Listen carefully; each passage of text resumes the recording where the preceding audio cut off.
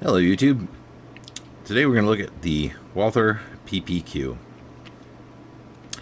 If you're ever wondering why Walther has all the P's in their name, the P stands for pistol in a lot of different languages. PP is police pistol. In this case, Q is quick, as in it has a short reset and a constant trigger pull. It is a true single action only striker fired pistol, unlike things like the Glock, which are technically double action because when you're drawing the trigger back, you're actually pulling the striker back a little bit before releasing it. So the trigger pull does double things, pulls the striker back and releases it, double action. Single action means only one thing's happening. In this case, when you pull the trigger, all you're doing is releasing the striker. So that gives it a much later trigger pull. And in fact, most of the trigger pull weight is predefined by a spring in there and not the actual forces working around it. This is a very beat up one. There's a couple things broken on it. We'll talk about those as we get there. Those of you who are longtime Walther fans will know that this is an evolution from the P99, and mostly the same on the inside in a lot of ways. We'll go over exactly what's different as we go. So, disassembly, make sure it's clear, of course, pull the trigger, pull down, or better yet, pull back a little bit on the slide, then pull down on both sides of the release at once, and the slide will slide off. The rest of the field strip is fairly universal. Captivated recoil spring, so it doesn't go flying. This is one of the first things you'll notice it's broken. All this doubled up coil back here, that's because the spring has actually got two different breaks in it. About an inch of spring has broken off into two little quarter-inch chunks, half-inch chunks, and gotten wound up in the rest of the coils here. This one still functions like this, but obviously need a new one of those. Excuse me. Barrel, traditional tipping lock barrel, lug locked as they say. Nothing really new or interesting going on here. Fairly standard barrel hood and feed ramp, rails. It does have the nice cutout for the recoil spring, giving it automatic centering when you set it up, so you don't have to kind of line it up with the middle of the barrel. It does it automatically. Put the frame aside for now and dig into the fun bits. First note about the sight, which we're not going to take off, but just so everyone knows, should you be changing out your sights, these are not pressed in at all. The same mechanism which adjusts the sight for windage is actually holding the whole thing in there. The way that works is you put a screwdriver in that little slot, and since it's a square-headed screw, it tends to snap into this bottom piece, which is a spring-loaded detent that sits in the slide. So each time you turn it, you get solid quarter-turn chunks, which gives you some decent indexing. If you just keep unscrewing it, eventually the whole thing will come off. Or alternatively, you can come in and push down on the retention piece, at which point the whole thing will slide past it, and then that spring and detent will go flying across the room. I'm not, like I said, actually going to do that because I don't feel like chasing those parts across the room.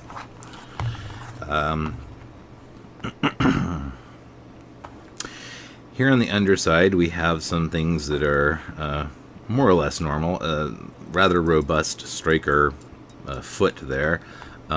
This is your standard striker block or firing pin block. It's a little bit unusual in that they did not create a whole big button here, that the gun is a little more carefully designed so that the part of the trigger bar that's actually going to engage with it is just over here on this side. So that's, the business side, and the rest of it doesn't need to be there, so it's not.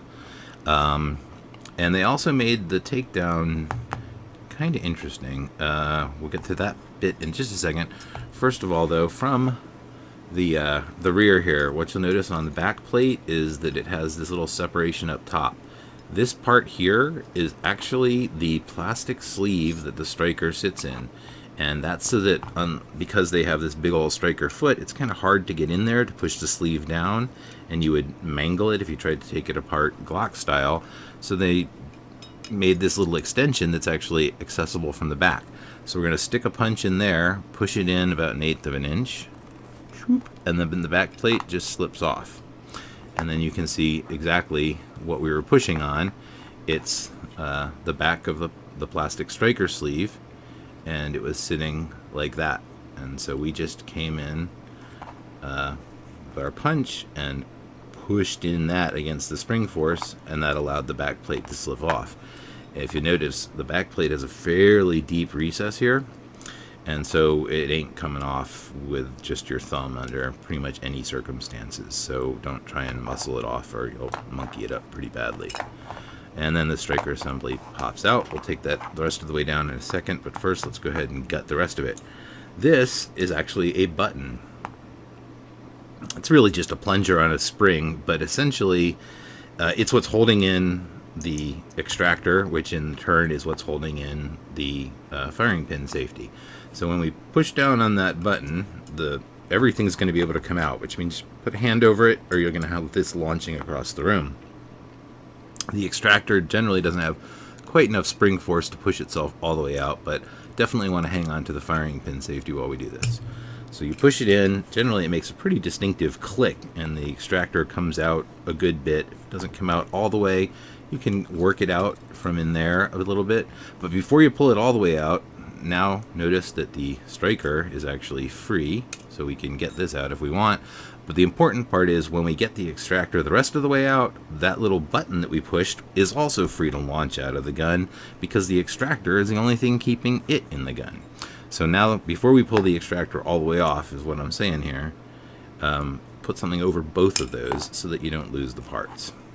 So extractor out, extractor spring has its own little cubby hole that it sits in the slide. Loaded chamber indicator at the back, and now we can see these other parts that's our firing pin, our striker safety, and its spring, which sat in there like that. And then the last bit is the plunger and its spring, and hopefully they don't launch too far, but they should come out fairly easily. These are two parts, but the spring is similar to the way they set up springs on, say, the disconnector spring on an AR-15. The last coil is larger than all the other coils. So if you do want to take this spring out, if there's goop in there, make sure that you twist the spring in the direction that would tighten the coils, not widen them, because you do want to kind of contract the width of the thing as you go, and then just spin it off. And you can kind of hopefully see that coil at the very end is ever so slightly larger than the rest. Same rule for getting it back in. You want to twist it in the same direction to keep making the coils smaller. Just twist the spring in the way that will make it thinner, and it will work itself in as you twist. And once it's most of the way in there, it's not going anywhere. So just to recap what all that was doing, you have the plunger that's holding everything in, and it's too wide to go all the way through the extractor. So the plunger has a necked down part so that fits in the hole, and the extractor does rotate around it, but the rest of the plunger is too wide, so that creates a nice locking mechanism so that this is both holding the extractor in and held in by the extractor. The firing pin safety rides in this little cutout of the extractor itself. So the extractor is also holding in the firing pin safety. So the round part of the firing safety is going to be under. That little wear mark there is from the underside of the firing pin safety. So that's as far out of the gun as it can go, but it has this big cutout that it can actually ride in, so it can actually move up and down that much. And when it's up, the striker is going to run into it, and when it's down, then this larger chamber is exposed for the striker to run through. And we'll do that when we get the striker out. It's a pretty robust extractor if you look at it. It's got all manner of cuts in it and angles to make it so that it's going to easily slide over a round that's already chambered. It's back angled, so it can also snap over a round that's chambered. So as a round is coming up out of the magazine, you have this large angled surface here, and all these other angles are really designed around that, so that no matter how this extractor encounters it, if everything works right, then the round slides up as it's going in at just the right moment. If you've had to drop around into the chamber and close over it, this is angled back, so it'll snap over the edge of the round as well. All that stuff there is basically just to assist in feeding, but then still leave you with the actual little shelf there that holds on to the round and gives you good purchase for extraction. And it's really, really long for no particular purpose other than so that the tail moves far enough when there's a round here that it exposes the red chamber flag to let you know something's in it. Otherwise, the extractor functionally doesn't need to be any longer than where the spring ends. So all that extra space is just to make it so that you expose more of that. So slide somewhere, there's my plunger. Slide all that aside, and let's take down the striker. So the striker is kind of interesting. It does have a return spring. So if I push the plastic sleeve in, we can see another spring in there that's much smaller. But to get it apart, you start the same way as you do with most strikers. You hang on to the metal part of the striker itself, not putting too much force on the plastic. I'm going to actually do this on another surface there. Push down the spring and lift the spring cups out of the spring. Hang on to the spring at this point because it's just your fingers, nothing else. And then gently, release it as it goes past the end of the striker. And there you have your striker spring. Notice the spring cups have two interesting features. One is they're long, which is nice because it's a little easier to hold on to them. The equivalent spring cup on a Glock stops right about there and harder to hang on to. The other thing is you'll notice that there are channels along the edges that are carved out, and that is more or less the equivalent of what Glock would call their maritime spring cups. That's designed so that when the striker is moving past them in an underwater environment, that lets the water flow easily back and forth so that the striker isn't hydraulically stopped by the water in front of it when it's trying to reach the firing pin. The striker also has this mildly obnoxious tail bit at the top, and so you actually have to lever it a little bit to get it out, and just be careful not to mangle the spring too badly. It will just pop all past it, and then the inner small return spring comes off. So the idea of the return spring is that when this is all in the gun under tension, the striker spring has a limit to how far it can actually extend. It does not hold the thing all the way, essentially. And it'll be easier to see when I put it back together, but basically the idea is that the striker physically will stop before the striker spring will stop its expansion a little bit before the striker actually comes out and hits the firing pin, and momentum carries it forward. And that last little eighth of an inch is actually dealt with by this spring. That's so that the striker will pop back and not leave the firing pin sticking out the front of the chamber, or excuse me, the front of the breech face between shots. So that's just a little safety mechanism. Glocks don't have them. That's why when the Glock is set up and you shake it, you hear that little rattle. That's the striker having that free range of motion. This one actually has the spring to give it a positive return instead of letting it free float in there. The striker, the rest of it, it's a little complicated for reasons I'm not 100% sure of. The only part that's important, so to speak, is this front bit where the instead of being a cylinder, it's carved away. That's where it interacts with the safety.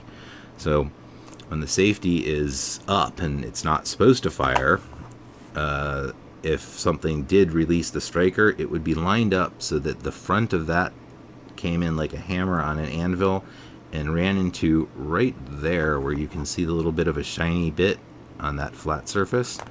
That's where it would sit. It would bump into that. Now if the trigger is pulled, that would engage this safety and push it down, which means that the striker would simply slide back and forth, and that hammer piece just goes right into the big open spot.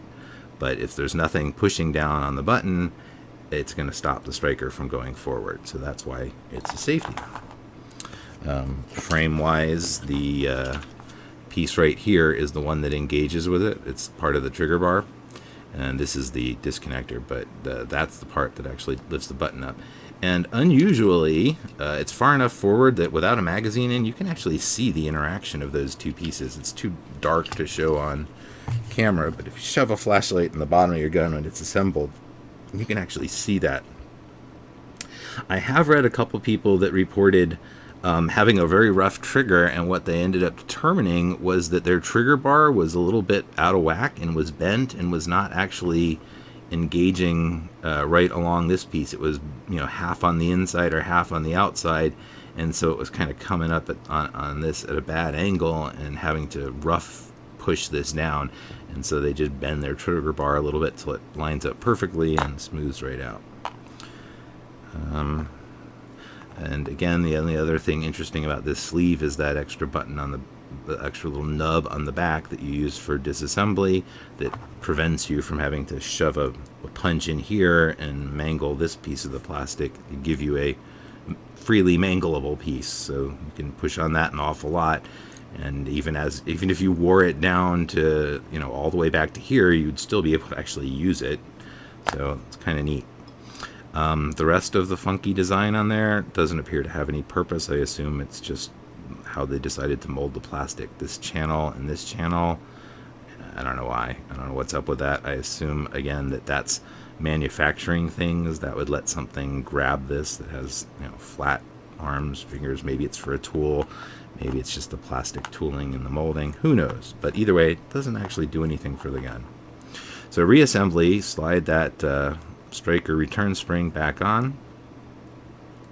Slide the striker back up through, and remember that you're going to have to bring that down at an angle,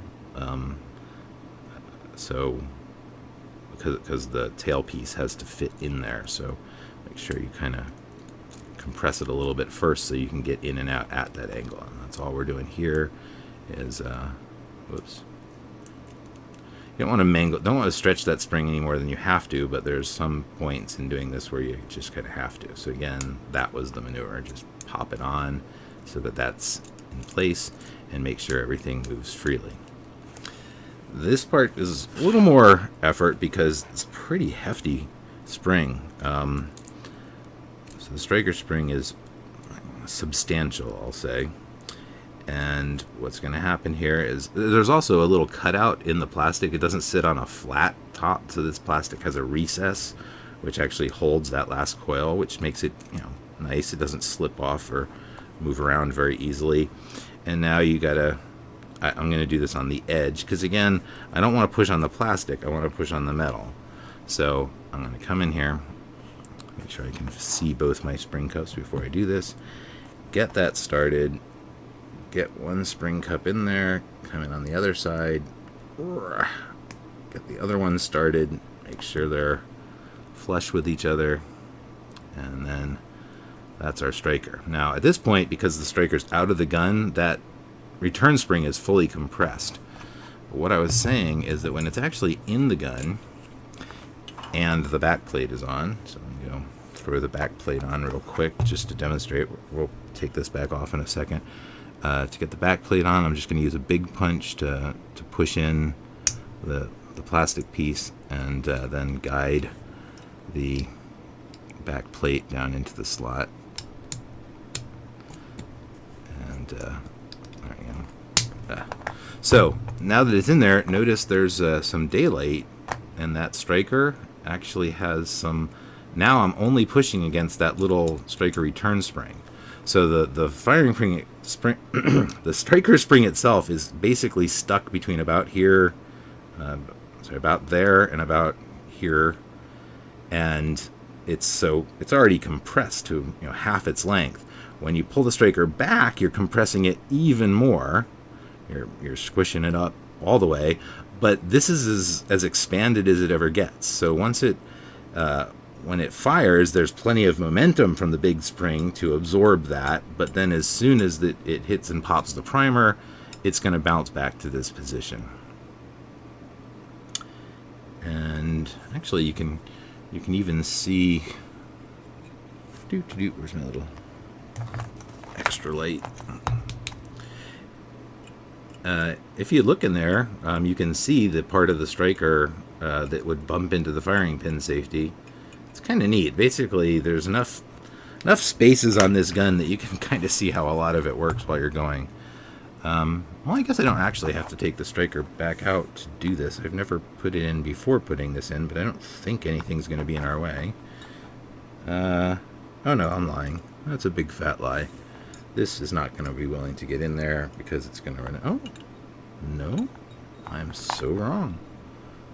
I thought it would bump into the striker, but actually, oh my gosh, they actually thought of that at design time. Will you look at that? What I'm babbling about here is that the fact that we can see the edge of the striker that runs into this means that, in my head, this piece would have been blocked by that, but they actually milled out this edge right here that I'm sitting my punch on, that's carved out. That's set all the way to the bottom, which means you can actually put this spring in after the fact. That's kind of handy.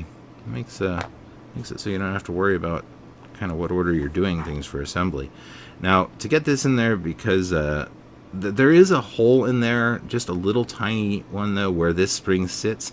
It's not close enough to the size of the spring that you can easily get the spring lined up. In other words, if you try to put the spring in first and then line the firing pin safety on top of it, you're just going to have a bad day. It takes forever, but it will self-seat pretty well.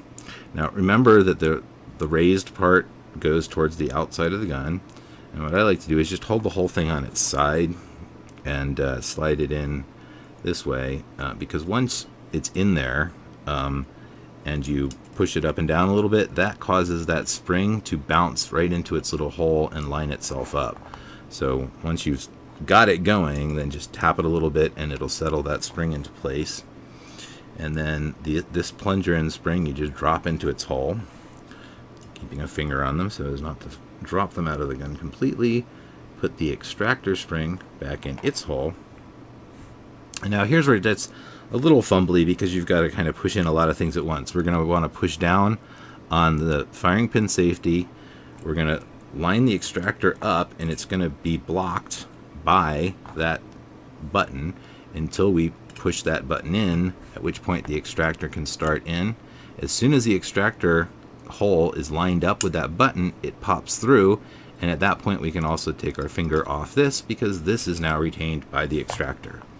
So hold that in while you get it in and line it up, push the button down, slide it in, everything just pops into place. Make sure you didn't leave anything out. You should have spring tension there. Firing pin safety still retained by the extractor even when the extractor is all the way out. And then the button doesn't come all the way flush to the bottom of the gun, but it will be flush with the edge of the extractor that you can actually see in there through. That's pretty much it for the slide. So some neat designs, some things that make it handy, and I'm going to do the normal total takedown that I do here, but there's a couple things that I've seen pointed out, which is if you just have to work on something in the Sear system, then if you just drop this roll pin, that can come out while leaving everything up front still in the gun. And you could actually swap out this spring or polish parts up if you're the polishing type. I don't generally do that. Or replace a part or a spring back here and not have to take the whole gun apart. Because taking the whole thing apart, it's not hard or anything. It's just a little annoying. So let's get started on the annoying part. First thing I'm going to get rid of is the takedown mechanism. And the way to do that is basically these side pieces will slide all the way off except for the pin that's going all the way through the gun that pokes through the plastic on either side.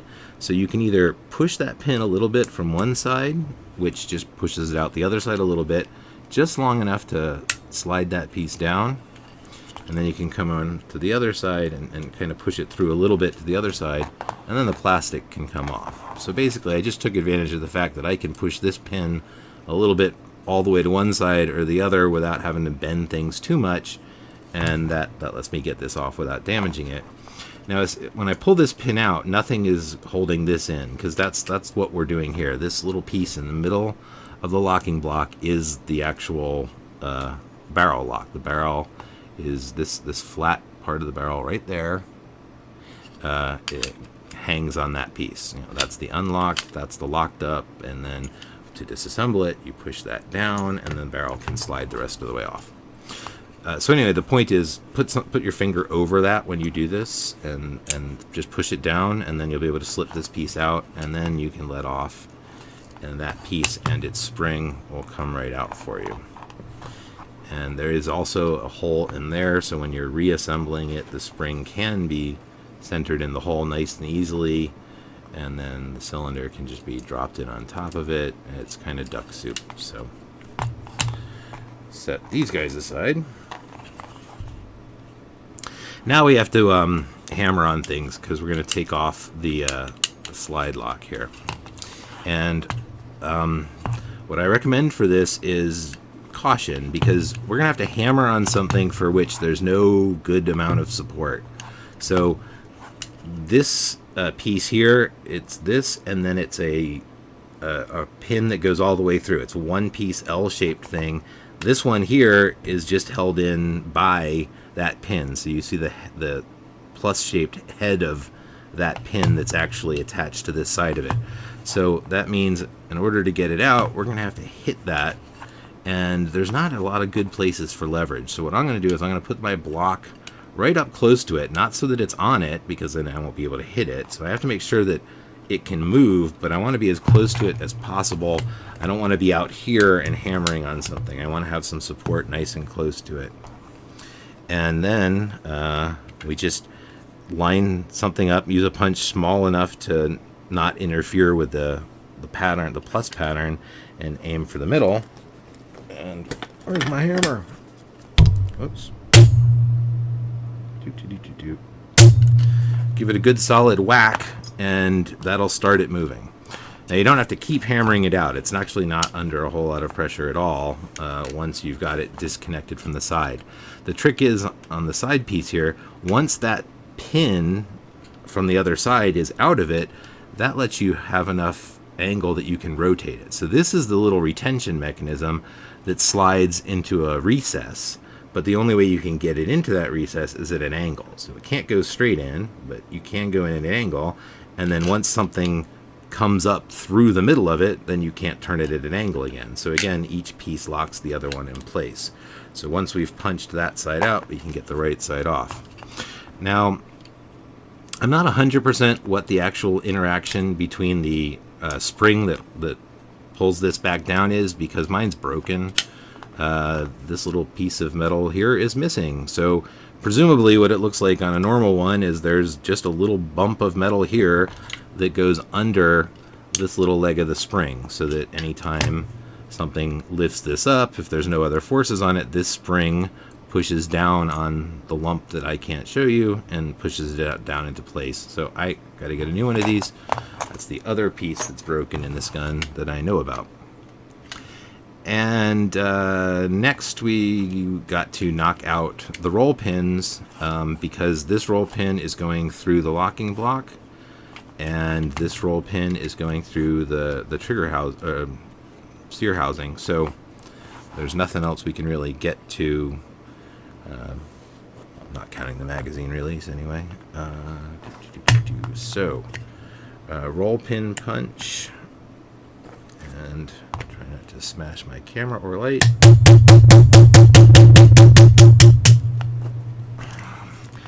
There's a long roll pin in the front, and in the back there will be a slightly shorter one. So don't get them confused, or you'll have roll pins sticking out of your gun. You see, the rear one is ever so slightly shorter.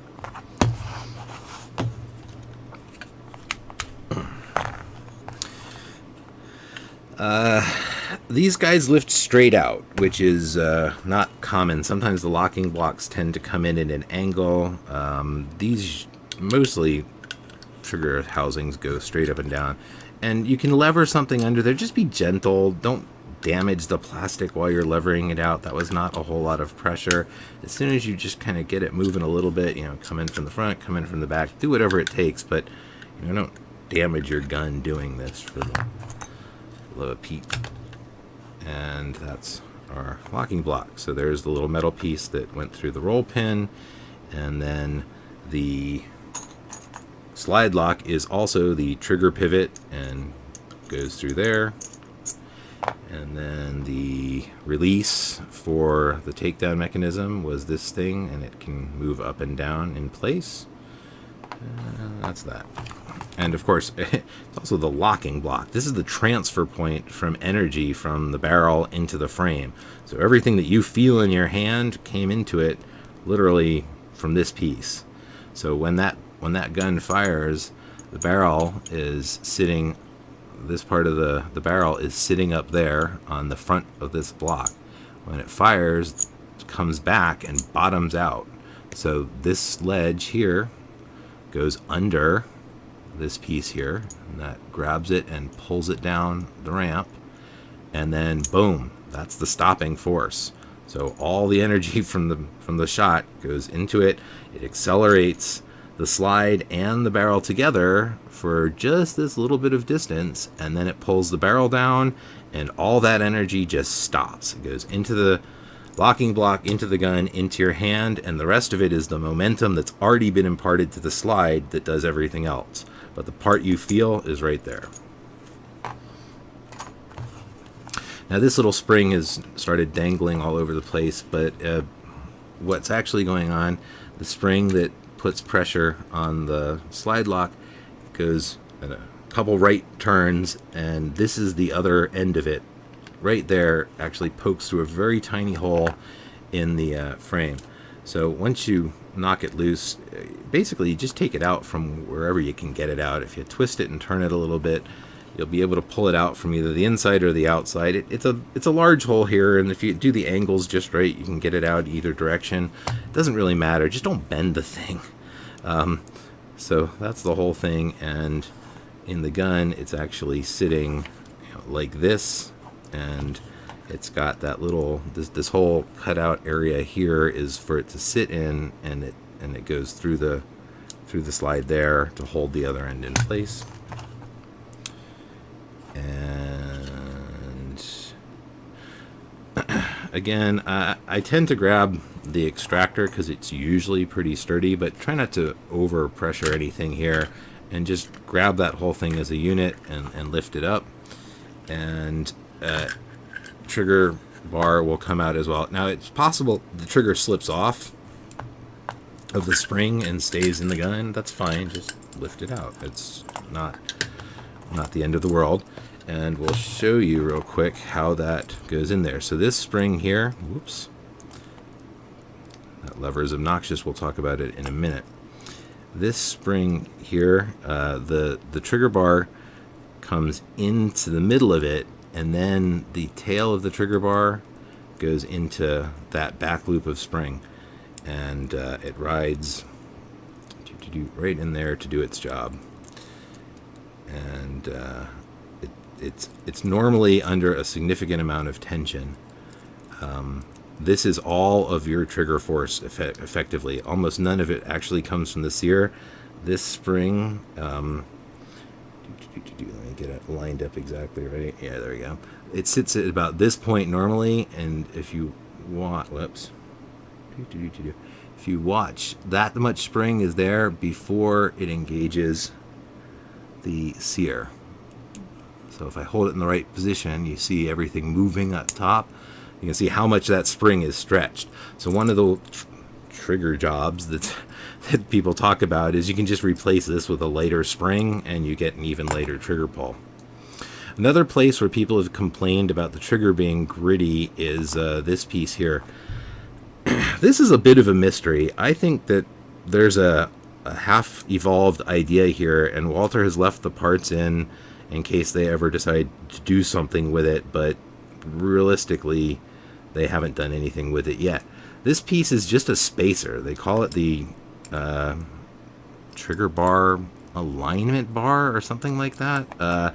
Basically, it's just adding a little bit of space between the housing and the trigger bar. And let me back off. It does have one functional use, which is you don't want the trigger bar actually riding on the assembly housing because it's plastic. So by putting a metal piece here that has a big chunk of plastic, big flat plate to lay against, the trigger bar, when it moves back and forth here, isn't going to rub a hole in the polymer.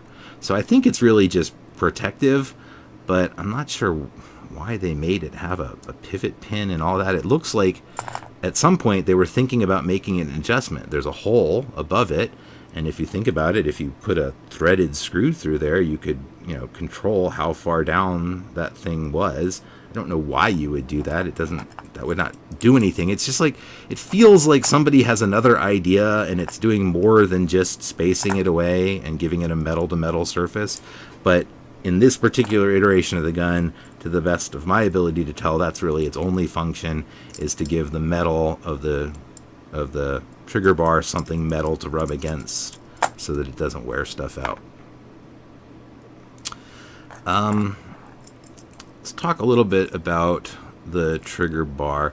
So it's got the little hook here which hangs onto the spring, and it's got all sorts of shapely weird bits on it, most of which are just cosmetic or designed to just barely fit.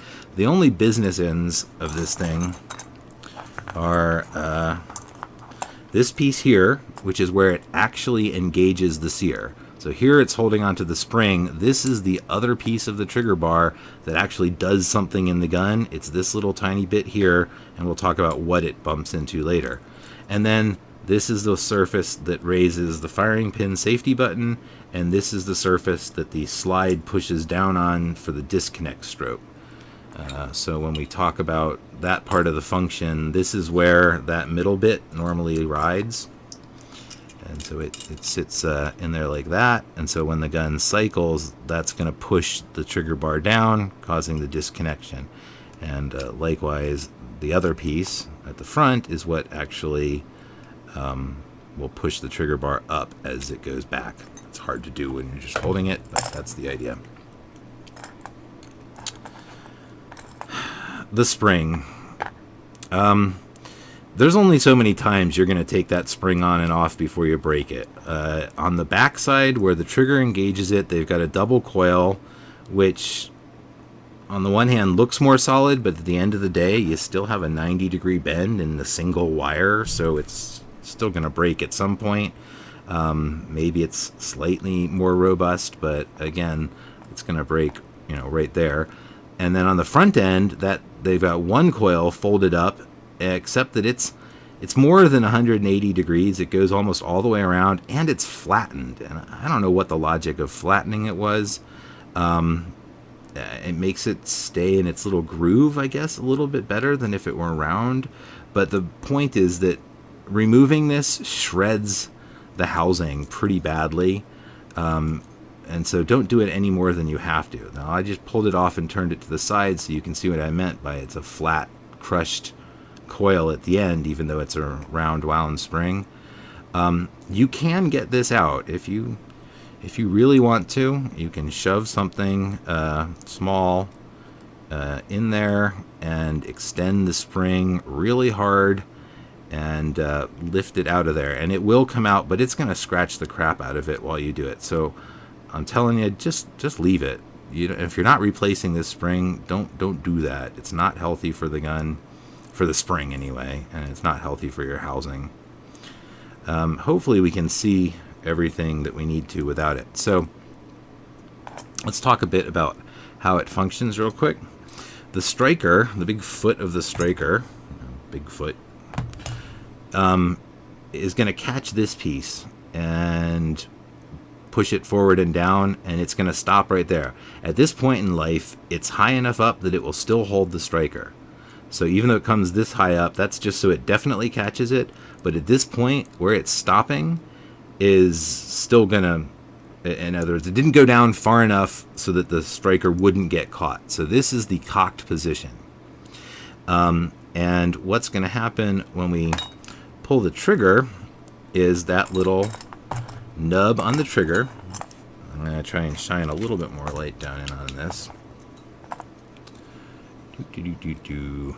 So I don't have quite enough hands to do this. Hang on.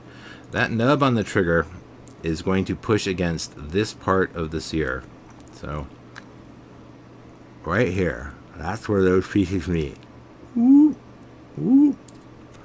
And what's happening, if you can look above, is that Sear, when it comes down, it's actually resting. So when the striker grabs the Sear, it pushes it down like that, and those pieces sit right on top of each other.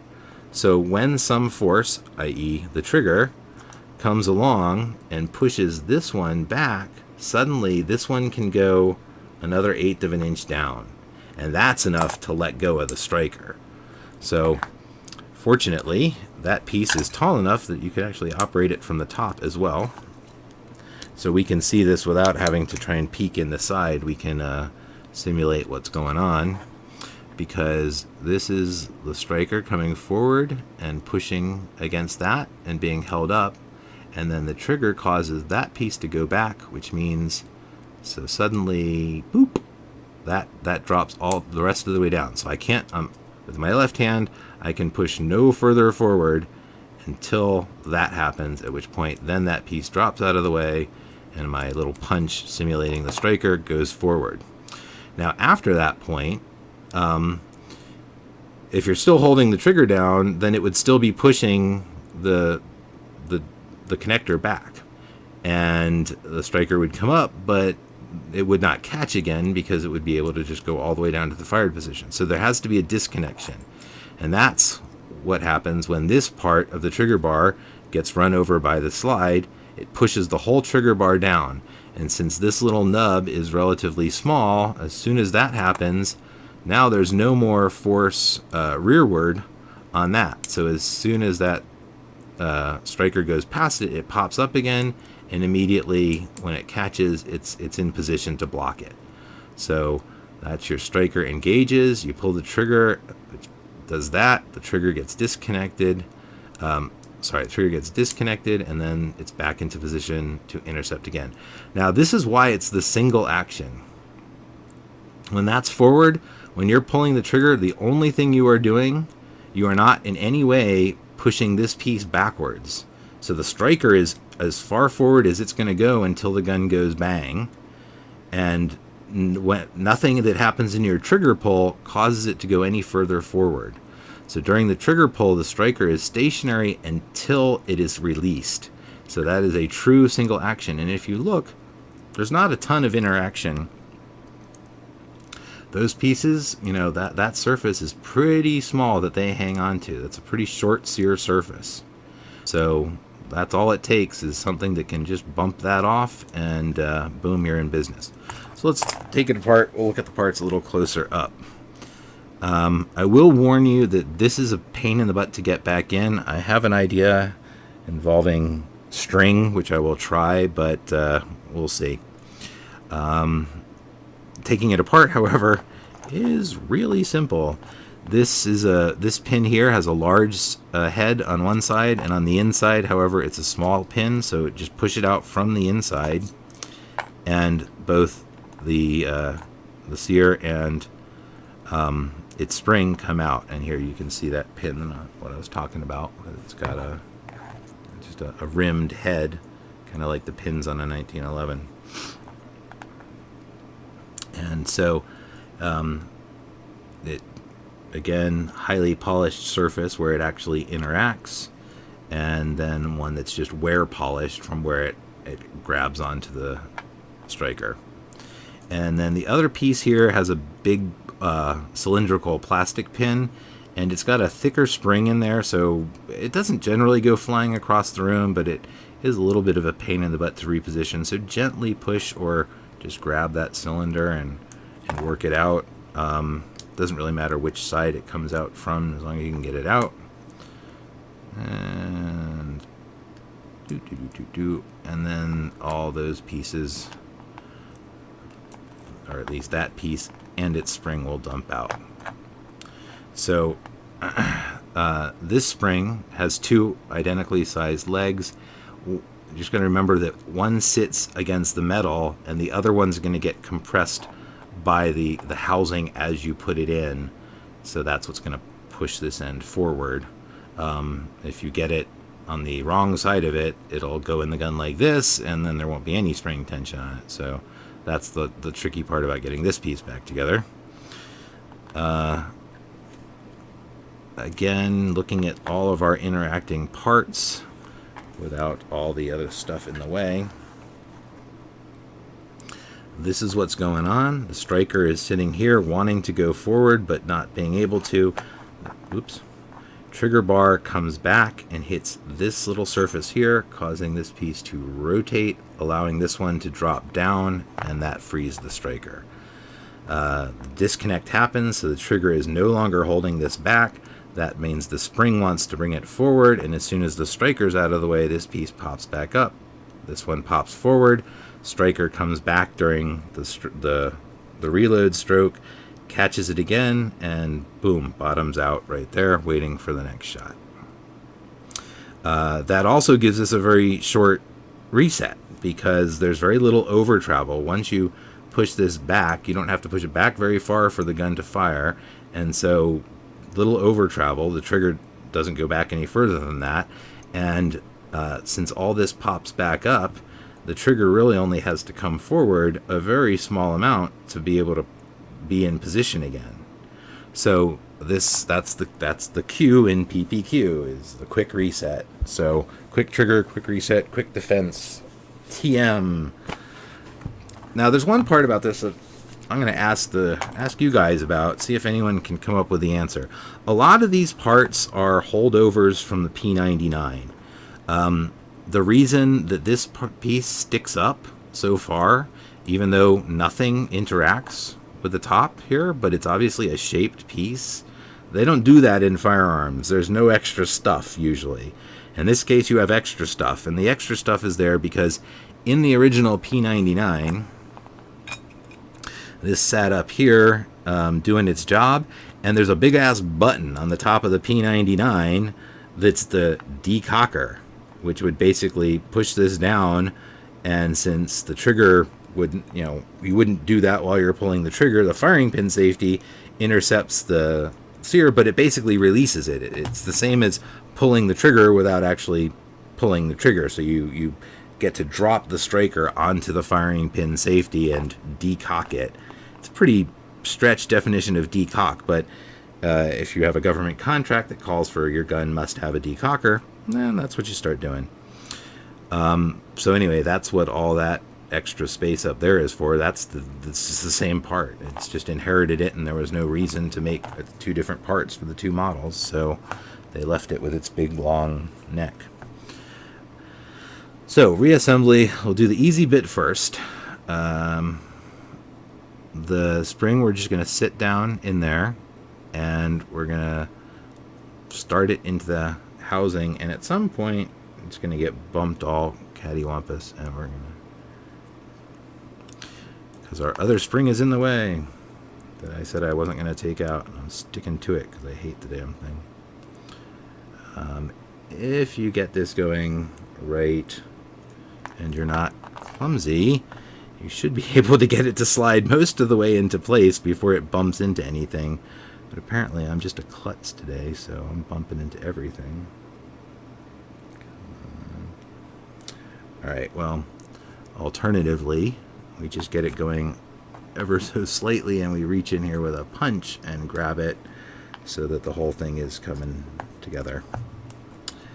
And we get it lowered 99% of the way into position, and we stick a punch through there to hang on to it, and then we start the cylinder back through, and we just kind of pay attention back here to make sure we get it through each piece as we go. Got it through. Come on, there we go. Through one part. Are we through the spring? Mostly. Come on. Yeah, through the spring.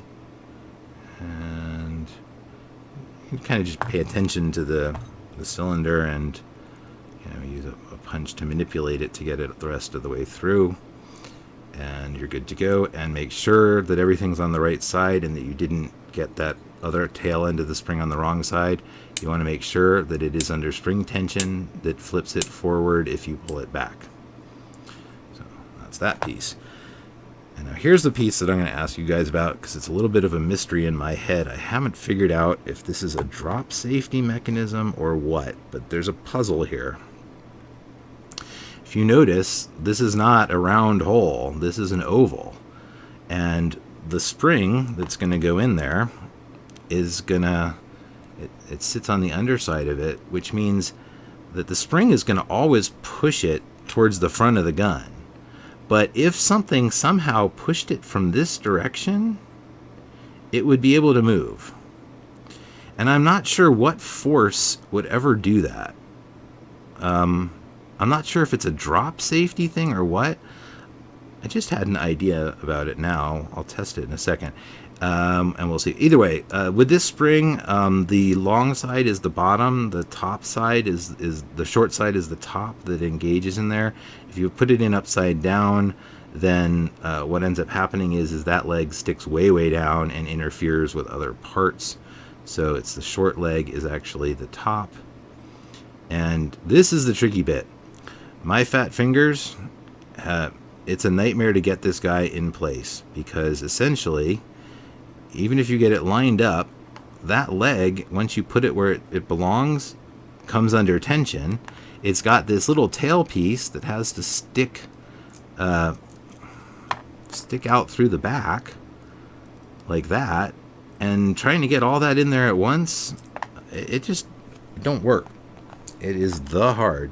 So my theory is that if we have a little piece of thread that we might be able to actually, I wish I had a little bit longer piece of thread. My thought is that we should be able to put all these pieces together and then use the thread to pull them into place. We'll see if I'm a crazy person or not. So we have, actually, I don't have enough fingers to do it no matter what I do. I haven't tested this idea before, so bear with me a second. Whoa, where did that go? This is the problem. I can't even hold on to the thing when it's not going through the gun. But the idea is if I can thread that, my theory is that I'll be able to keep them together a little bit better as I put them in the gun. Because I can't find anything that's made this job easier in a couple different attempts to take it apart before. So see if this does the trick, because all I need to do is get it in place long enough that I can get a punch through it and hold them where they really need to go. So I have failed, because now I can see the short leg of my spring has come out on top already. I don't know, guys. There's got to be an easy way. Somebody more deft than me, please post how the intelligent people have figured out how to do this without what I'm about to go through. I've tried it upside down, right side up, inside out, everything I can think of.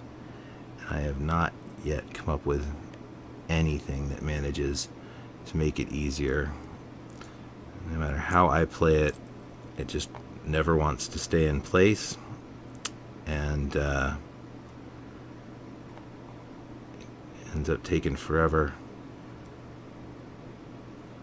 What I'm doing now is I'm trying to gently just get it barely started in there to the point where I can take my finest punch and try and get it through the spring and the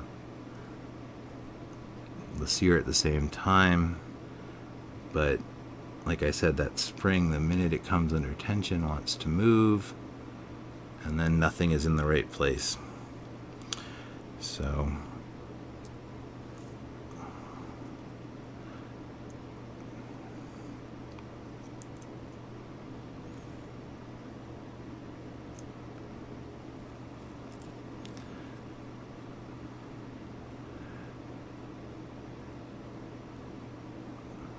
holding it upside down, and that's probably not the clearest thing in the world while you're watching,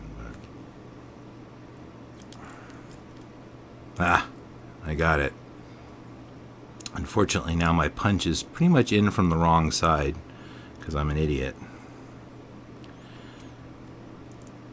So I'm going to attempt to position this in such a way that it'll stay still long enough for me to get the punch in from the other side. And I think I already failed. Oh, maybe not. I did it. So again, this punch is about the thickness of a paper clip, so maybe a paper clip will work for you to help line it up. And then once you got something through both the spring and the sear piece, then you can start to replace the punch with the actual pin. I'm having problems because my punch is coming apart at the same time. That's just excellent. Alright, so we start that in, and then I'm just going to manipulate with the punch to make sure that we get through the spring as well as the sear itself. Come on.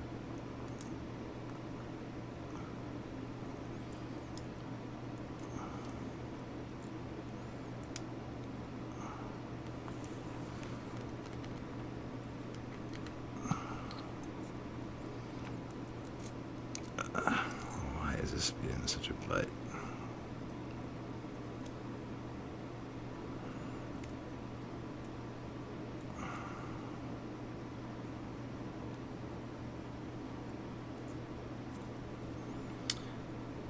Epic fail. Wow. So I will tell you that the other spring is a little bit in the way because it keeps falling down into the place that I'd like to stick my finger for leverage, but honestly, that's not the problem. The problem is it's just too tiny and too hard to line up. So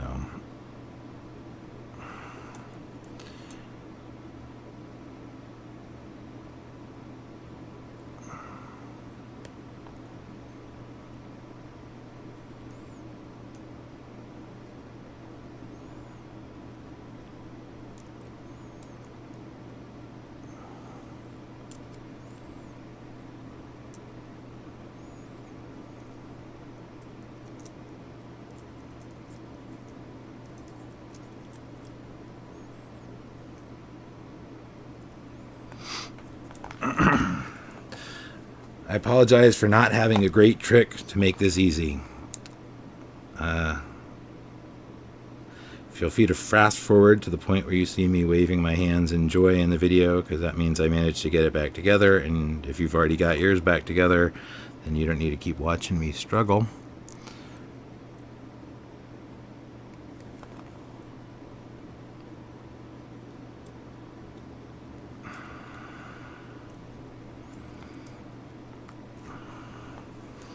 And hopefully you're just more coordinated than I am, and this isn't even a challenge for you.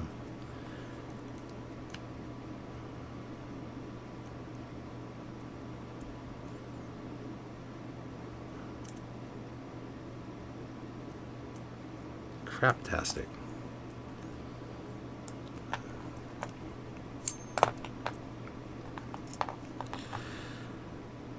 Twice I've almost had it and lost it. Seized defeat from the jaws of victory. Oh. And now I've tossed the piece onto the floor.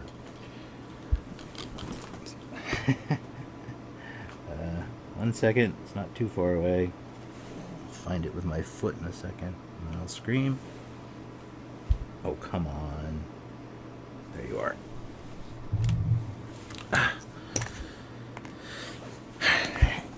Deep breaths.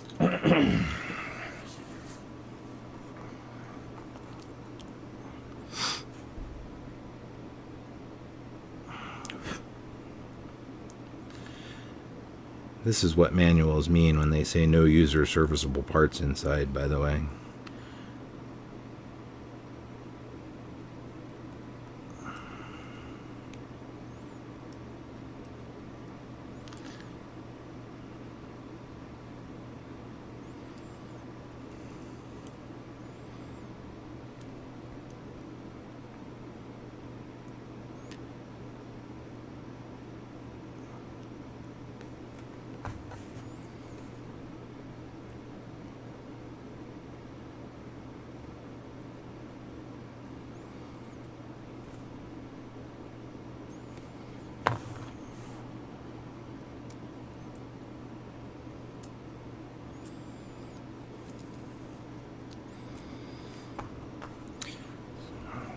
Alright, third time's the charm. I've at least got the punch through the parts again.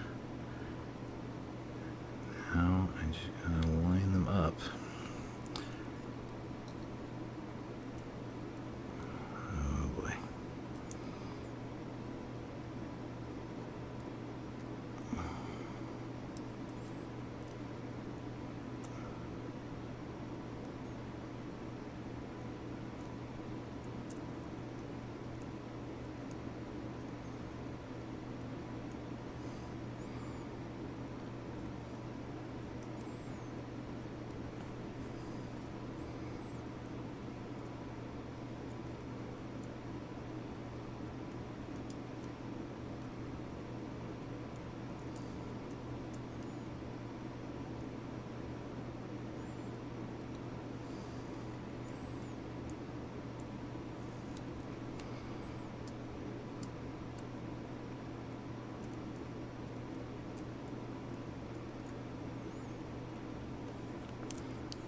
Whoa.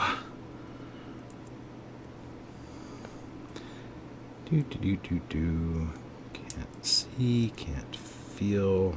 Aha. Yay! And the crowd goes wild. Again, for the love of Pete, if you know an easy way to make that happen, or figure out what I'm doing dumb, tell me, post it, share it with the crowd, share it with everybody. We want to know.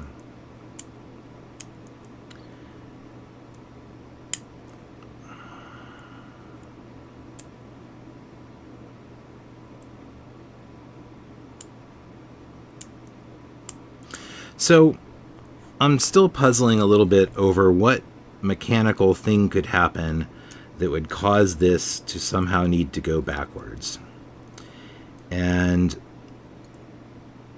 what I'm thinking is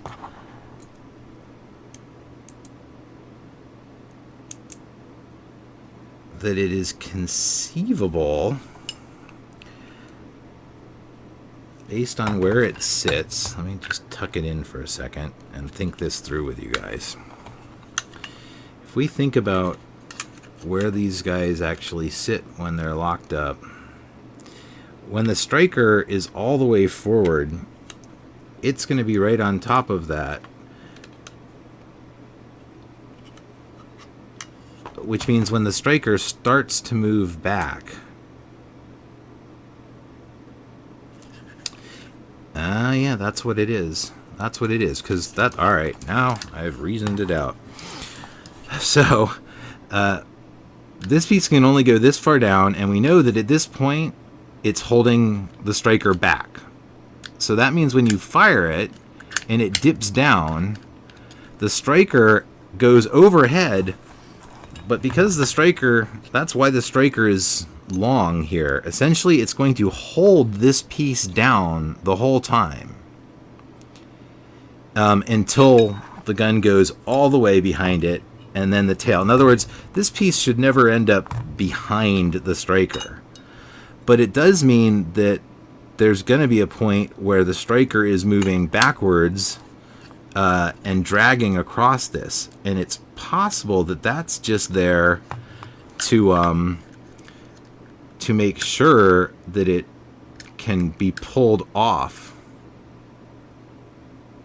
Right. Okay, here. I'm saying it wrong again.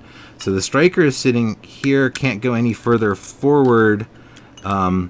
This happens and it fires. Now it's down. The striker is on top of it.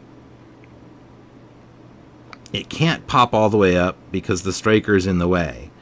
As the gun cycles, the striker is going to pull both backwards,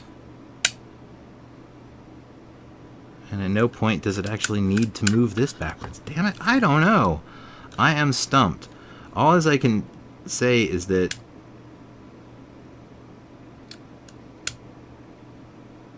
it seems like it's, I don't know. Somebody can figure it out. Tell me why they made it so that this piece can move backwards. When it's backwards, it does have the luxury of being able to go down, which would mean it's not going to hang on to the striker. I can't imagine it being a drop safety if the striker was already hung on to that. No matter how hard you dropped it, that's not going to ever overcome the kind of spring force that the striker's putting on it. So I can't come up with it. I don't know what it is. I don't know what circumstance in the universe Walther was accounting for when they made it so that this piece could go backwards. Now, when it's backwards, it does tuck behind the rest of it, which would gum up everything. You wouldn't be able to pull the trigger. Maybe that's another holdover. Maybe there's another mechanism on the P99 that I'm just not aware of that's related to that, and that they just kept it the same. I tell myself that to make me feel better, but honestly, I don't know what's going on with that. I don't know why they did it. So, last bit of assembly is pretty but simple. We'll go over it just to say we did, which is the magazine reverse. So it's a reversible mag release. So when we push in on the mag release, we'll see that it reveals this little hole in the back of it. And if you have a smaller punch, you can stick something in that hole. And what you're going to want to do at the same time here is there's a little lip there that you can get your thumbnail in.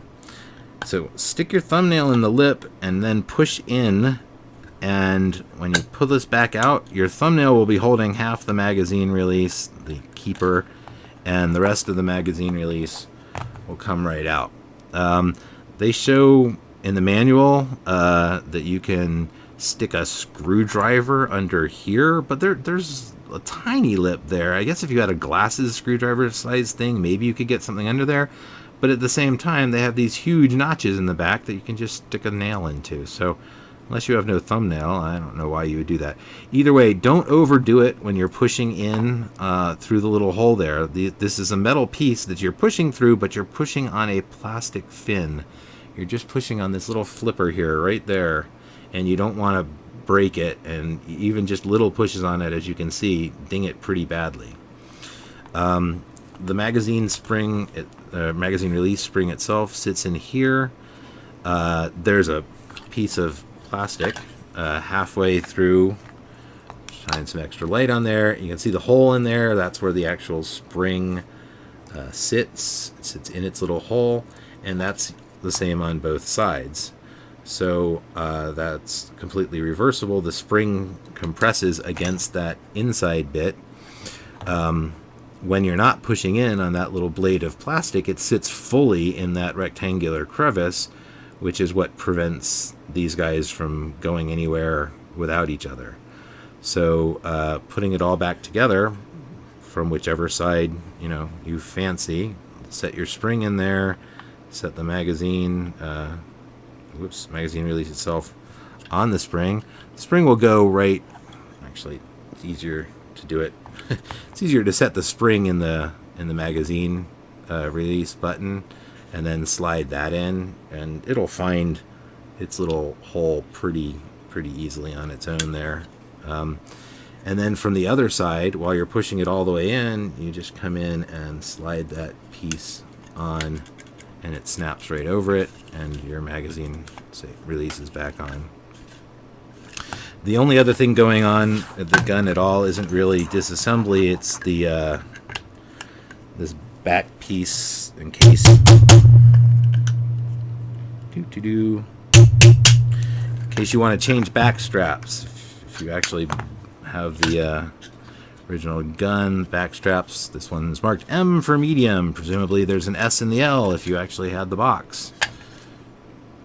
And oh, that's terrifying. Transponder and Kennung. I assume Kennung is German for transponder. That implies this has got some preliminary design capabilities for holding some sort of electronic safety system. The kind of things like you have to wear a ring that matches that in order for it to release. I don't know what they're doing there. Or maybe transponder means something like, I don't know, comfy in German. I don't know. If you speak German, tell me if that means anything other than transponder. Anyway, adjustable back strap just slides into the top, and then squeeze the little rubber bit back down in there, and the roll pin holds it all together, along with some goop on this one. Goop, the most important part of the firearm. And just rough that one back into place so that we don't. So there's that roll pin. All right. So reassembly. Don't forget the little spacer arm. Again, people say this makes their gun rough sometimes. Just, I guess, clean that up. Make sure there's no burrs on there or on the corresponding part of the trigger bar here that rubs up against it. So pay attention to what those parts are that touch each other and just make sure they're burr free. You shouldn't have any sticky bits there. I like to put the trigger bar back in and hook it on the spring before I put it together. I don't know why. I just do. And then tuck the trigger in and line the back up. And again, forget about the little floppy piece. So obnoxious. Okay, so making sure that we're not losing any of that. Slide it straight down, and your trigger kind of just flops into place in general anyway. Nothing's going to be in exactly the right place here because the pin isn't through it yet. But before we do that, we need to get the locking block back in. And before we do the locking block, don't forget the slide lock spring. And again, doesn't really matter whether you go in from the outside or out from the inside. You just got to get this thing in place and then turned around and through the tiny little hole there. Once it's in place, then when you put the locking block in, make sure you don't pinch it and that the locking block goes smoothly into place around it. Oops. Of course, if you're butterfingers like me, make sure you're paying attention that you put the locking block straight in, and it'll seat all the way down there, and then you don't have to hold on to this anymore. And then we can put the slide lock back in. Remember, put the right side in first because you have to put it in at an angle and lay it down. The left side, you actually have to make sure that you hold the trigger up a little bit to line up the hole, because you're going through the trigger when you do this. Helps to have some daylight on the other side to see where you have to align that. And basically push it most of the way through. When you get to this end point, you got to keep an eye on that as we hammer this back together, that you want to you want to be sure that the piece that's broken on mine gets underneath the little spring there, so that the spring is pushing this piece down at the end of the day. And here's the tricky bit. you have to hammer against this. So again, with a soft hammer, rubber or plastic, and making sure that this side is fully supported. So I'm going to lay my little rubber block here right on where I'm hammering, so that there's no question, none of the plastic is involved. I'm hammering a metal piece into a metal piece, and I'm still doing it with a plastic hammer or rubber mallet, so that I don't break my gun.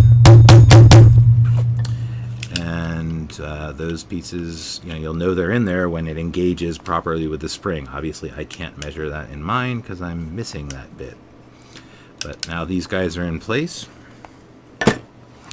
The roll pins. I actually should have put the roll pins in first, so hopefully nothing got knocked too far out of whack.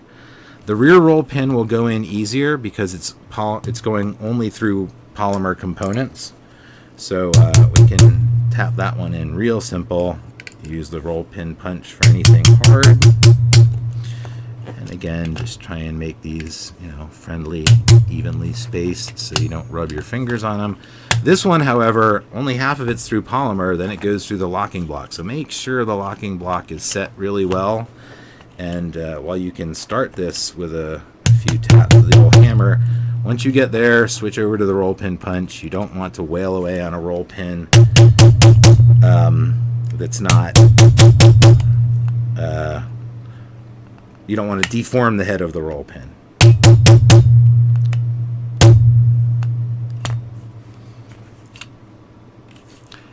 Looks pretty good to me. So what's left is the takedown mechanism.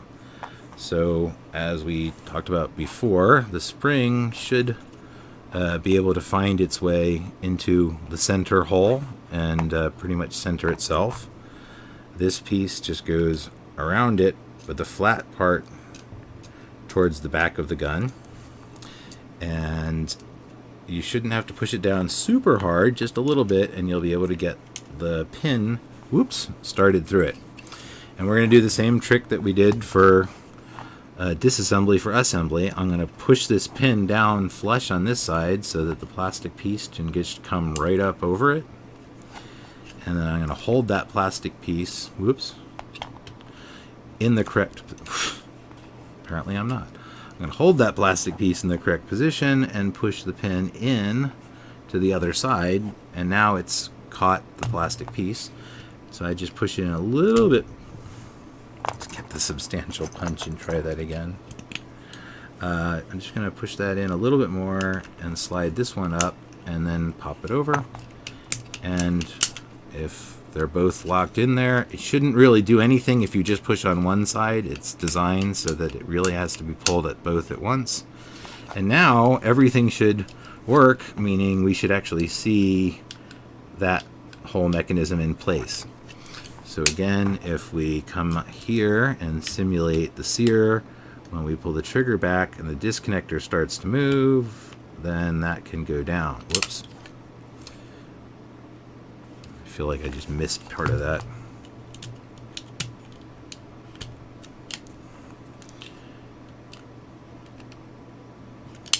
So, boom, that goes down, and the actual disconnect from the slide pops that back forward.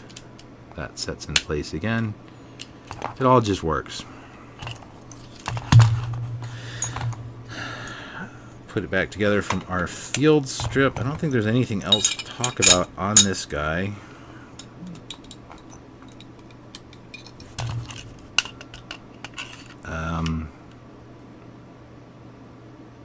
We can talk about how short that reset is. So when we pull the trigger, it goes bang and disconnects. The reset, like I said, it's real close. So when we pull this, that's it. That's the reset. So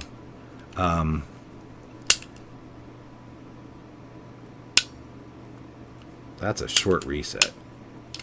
It's even easier to hear, I guess, with the gun fully assembled. Whoops. I have to push it far enough back to actually cock it. So that's what the Q is all about. That's your whole reset from there to there.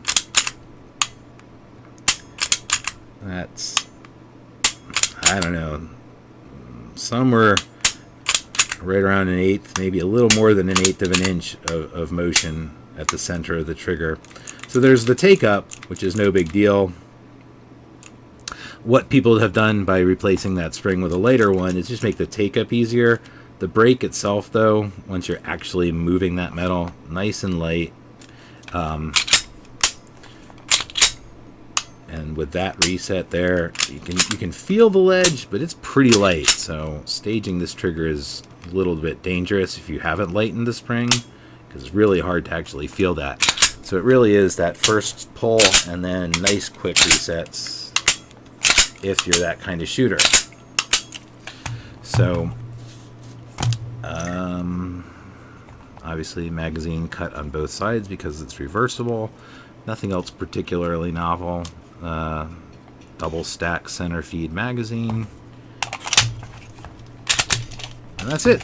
That is the Walther PPQ. Hope you had fun. Hope you stay safe out there. And if somebody knows why that damn Sear can move backwards like that, let me know. I'd love to know the answer. Have fun, guys. Bye.